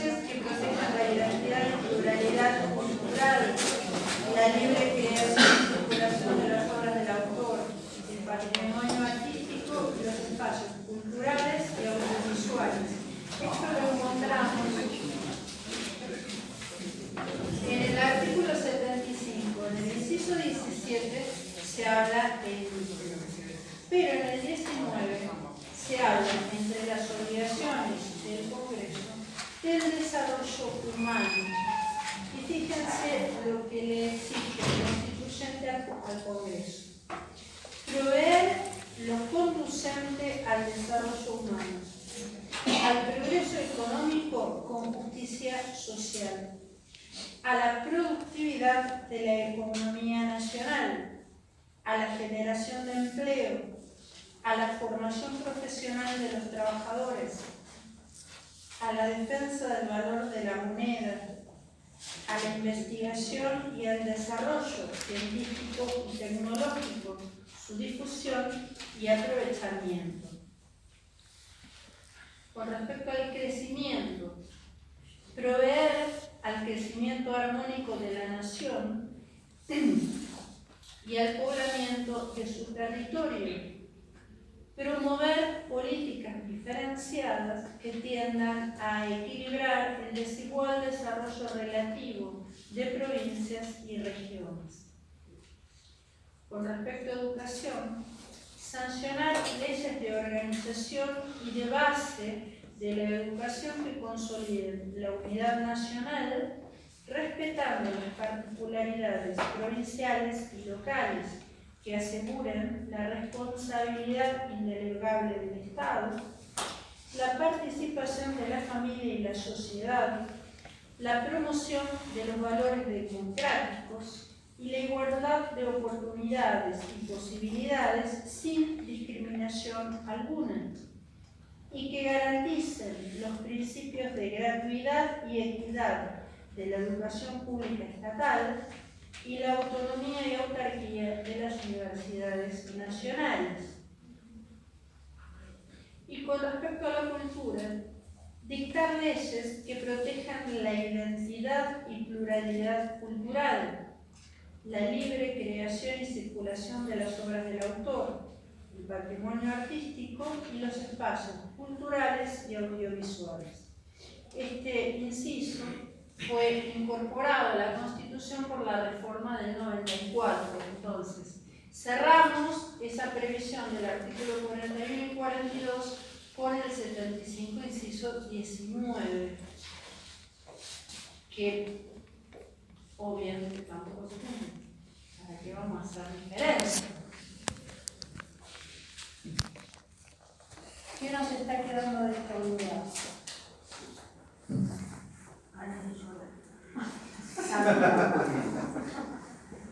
A ver, chicos, la opinión consultiva de la Corte Interamericana, de la doctrina franciscana, Laudato Si, Fratelli Tutti, entre nosotros, lo dejamos de lado. ¿Está?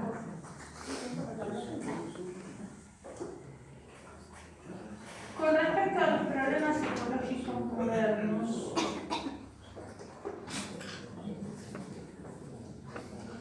son los que conocemos: el cambio climático, la contaminación, la pérdida de la biodiversidad, la cultura del descarte, la disminución de la calidad de vida humana y la destrucción de la sociedad.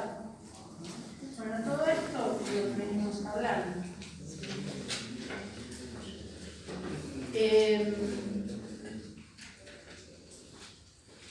Y nace, me parece a mí, todo lo mismo: la falta de planificación, la inexistencia de políticas de Estado, de políticas públicas que digamos nos vamos para esa, esto es lo que hay que preservar, pongamos el acento de la educación primero, y después gobierno.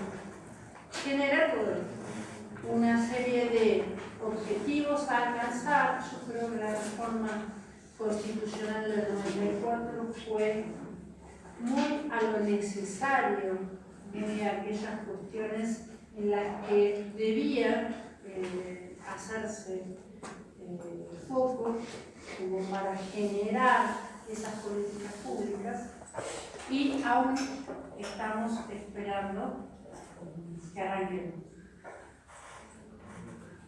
Si hacemos un análisis de lo que pide la Constitución, vemos que muchas cosas no son posibles.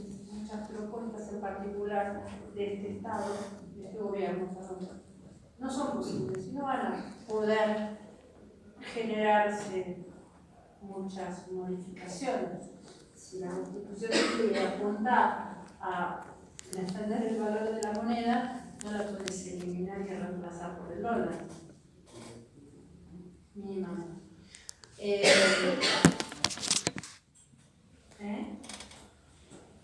No, sí, habla, podés expresarte libremente.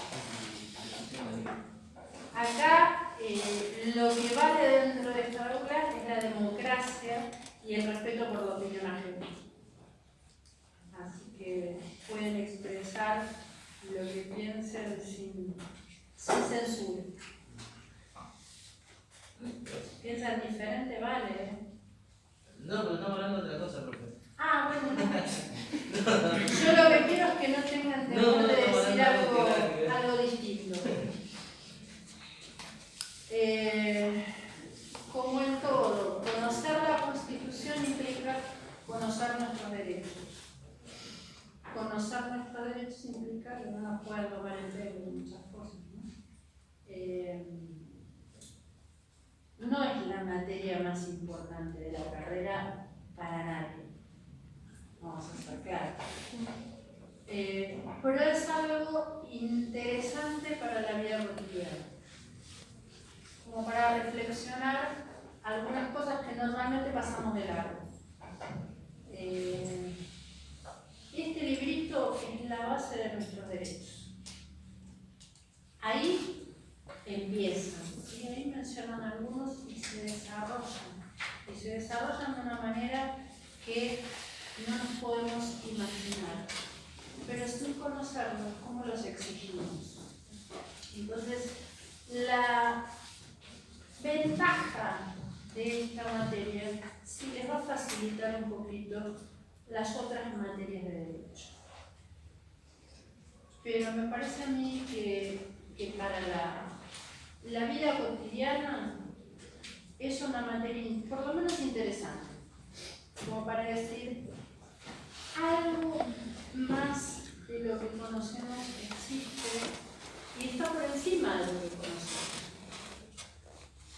Y está la obligación de cumplirlos. Entonces tal vez en algunas cuestiones vamos a poder decir, bueno, a ver, pasemos lo que nos están diciendo por el tamiz de la Constitución. ¿Es posible o no? Y depende de este librito, básicamente, porque hasta que no lo cambiemos, este es nuestro sistema. Entonces, no cambia, primero están nuestros derechos.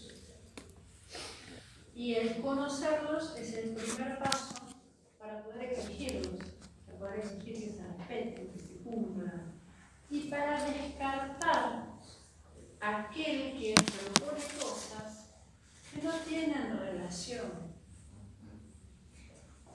No me vengas a cambiar la historia.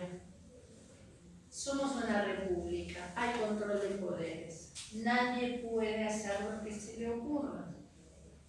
Pero por otro lado, los que elegimos como legisladores son nuestros representantes. Están ahí porque nosotros les dijimos que pudieran estar ahí. Entonces tampoco nos pueden tomar el pelo.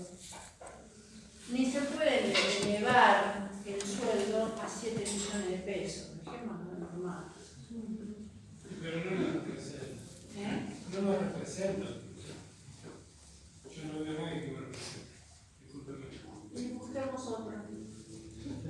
Y siempre volvemos a la lista sábana y vemos gente que sábana está muerta, siguiendo en un banco. ¿Y qué hacemos? Tenemos dos alternativas. O decimos que esto no cambia y ya está. O sigo buscando una alternativa. Y si no la creo, ¿por qué no? Y esa es una opción. ¿Por qué no? Lo que pasa es que siempre rondamos sobre los mismos políticos. Y sobre los mismos, y cuando no son los mismos, supuestos por los mismos sujetos históricos. Pero les fascina a la gente el show, entonces el que hace más show, el que hace más trolls, el que critica más, el que critica menos, y seguimos teniendo políticos. ¿Sabes la de granito? Yo vengo de una carrera de ciencia política en la cual tuve derecho constitucional, pero muchísimos años. Tuve primero introducción al derecho, después constitución. Y tengo el pensamiento político que no haya recibido. Sigo viendo lo mismo desde que estudiaba, y sigo viendo los mismos para estudiar o analizar desde que estudiaba, hablando del año 2003-2004. Diferentes situaciones y sigo viendo lo mismo, y siempre el análisis es tan fácil de saber quién va a ganar, quién va a perder, quién va a... ¿Sabes qué es lo que nos está faltando? Esa cantidad de granitos de arena que se juntan con el difundir lo que uno va aprendiendo en nuestro grupo inmediato. Yo lo difundí en mi casa, difundí a los amigos de mi hija, y sin embargo tenemos el poder.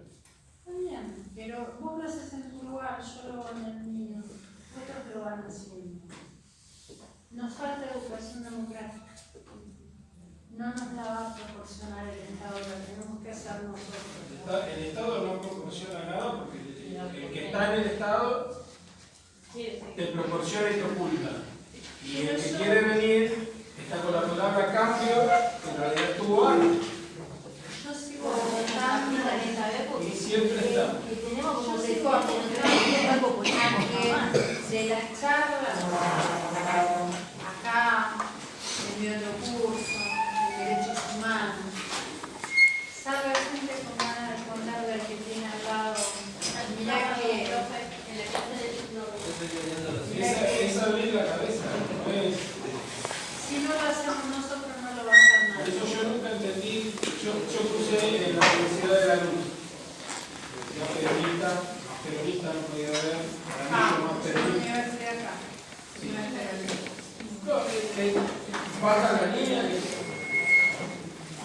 pero jamás un profesor me adoctrinó a nadie. Jamás lo hizo. La universidad pública adoctrina. Yo en el mundo. Universidad pública. No, bueno, pero en la universidad yo no noto que es un tinte político a las autoridades. Ahí se notaba mucho. Pero no bajaba. Porque el docente no está para adoctrinar. Nunca bajó. Eso que tuve, yo en principio de derecho tuve un muchacho que estaba en la Conadep, que se salvó de la bomba en la familia y jamás lo vi hablar mal de. O sea, dio la misma teoría que usted con respecto a que de los dos lados del Estado hubo. Entonces, la universidad pública no adoctrina nada. Abre la cabeza. Te puedes ir para un lado o para el otro. Esa es la función de la universidad, darte las herramientas para que vos generes tu propia... Hay que generar para los resultados, como dice usted. Y analizar. Profe, entonces manda el link y de ahí entramos. Zoom. Creo que hay que descargar la aplicación. Sí, necesitas la aplicación de Zoom. Descargo la aplicación. Es gratuita. Yo voy a estar trabajando, así que capaz que yo trabajo. No hay problema por imagen, lo que es que puedan hacer todas las consultas que necesiten.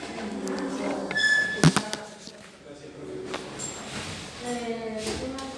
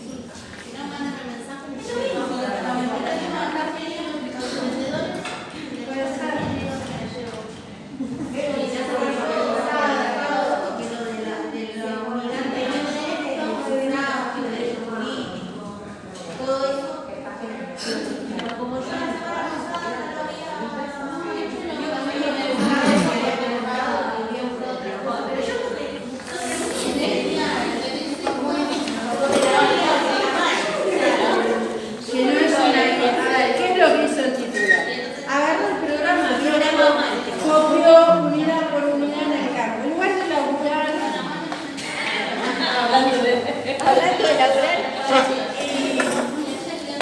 y económicamente.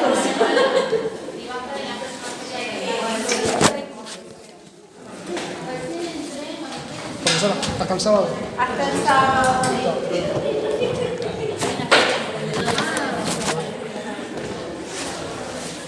Qué pena, che.